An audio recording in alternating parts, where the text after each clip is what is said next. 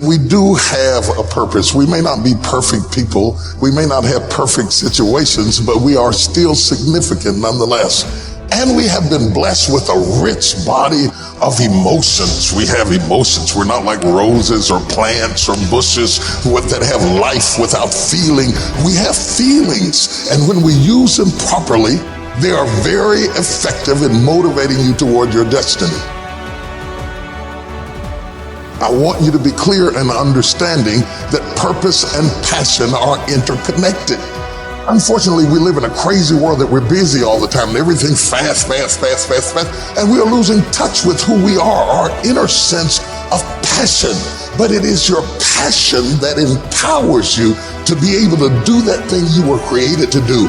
We have passion through which we thrust into the throes of life to accomplish the things that we were created to do so that we can function at a higher dimension with authority and with conviction. You need passion to withstand all the obstacles that go along with your purpose.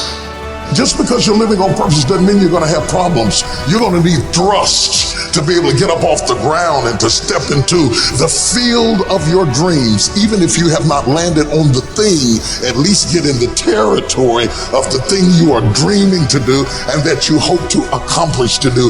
And through that passion, you're able to ignite things you have never ignited before. I hear you, I hear you, I hear you. You're saying, I don't feel a thing.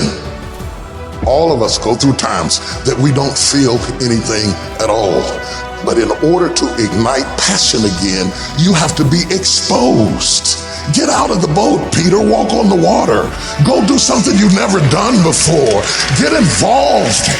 Get connected. Because when you are exposed, you see that there are more options than your contemporary situation at any age. That's the good news about it. You don't have to be cute. You don't have to be pretty. You don't have to be a size 3. You don't have to be a blonde or brunette. You don't have to be 20 or 50. At any age, you can still ignite your purpose through finding your passion. That's good news. What then do we do with the lulls in life? The dark shadows in life. We all have them. The secret pains and burdens that we have in life. Are they in fact distractions from our purpose? Absolutely not. I have never seen anybody who did extraordinary feats that didn't have extraordinary issues. It is the passion that gives you the power you need, but it is the pain from which you have the conviction about it. If you had not been through some pains, you would not have the burning to do what you do. I believe that children are like arrows. They need to be directed.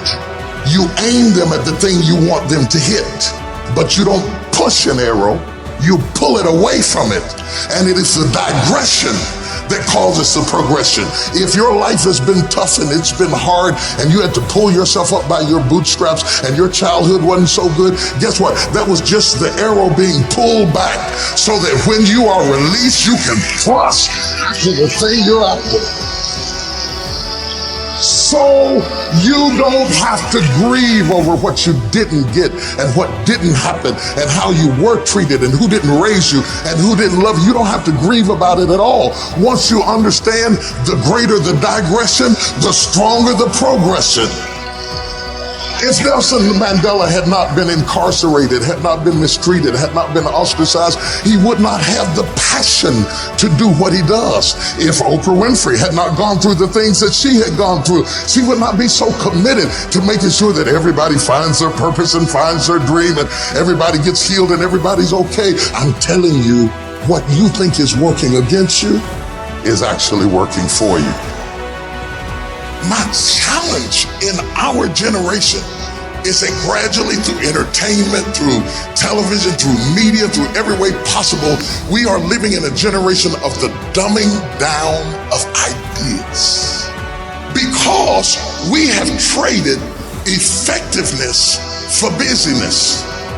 Statistics say We are busier than any other generation we have seen in the last 300 to 400 years.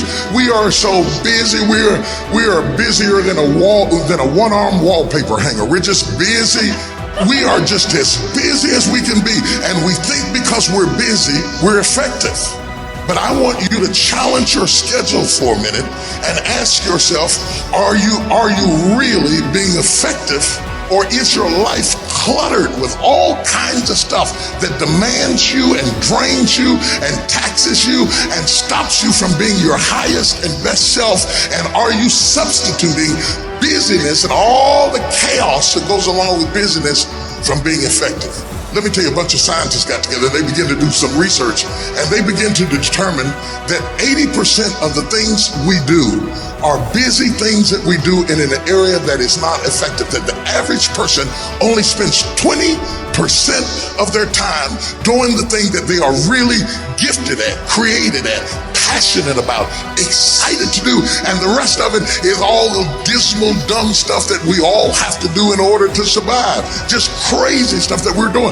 Wonder what would happen if we would go from doing 80% of things that are busy but not effective and 20% of the things that are really effective if we would switch those numbers around and only give 20% of our time to the things that we have to do and 80% of our time to the thing that we were created to do.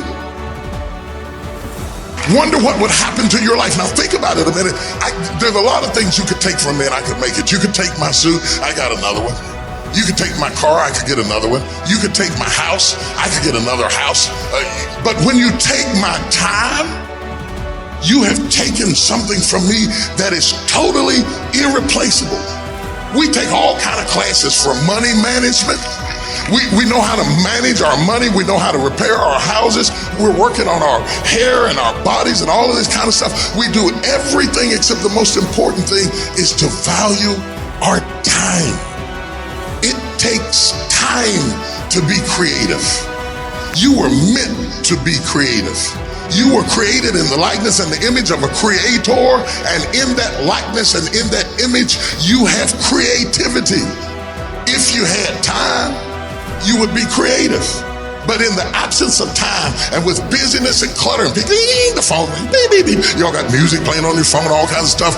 And no matter what kind of song you put on it, after a while you hate to hear it, because every time you hear that sound, you know it's somebody else wanting something else from you that's taking you away from what you are gifted and creative to do.